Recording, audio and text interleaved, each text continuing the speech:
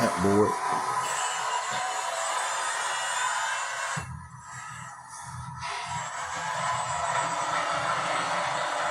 Stay tuned.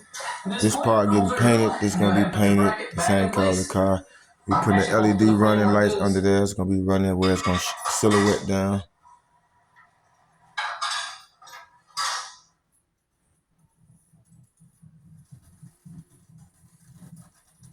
And now we're ready to turn our attention to put these brackets onto the axles and getting our first tack bolts put on here. So pinion angle on this truck, with the way the truck's sitting right now, the transmission is sitting at about 88.5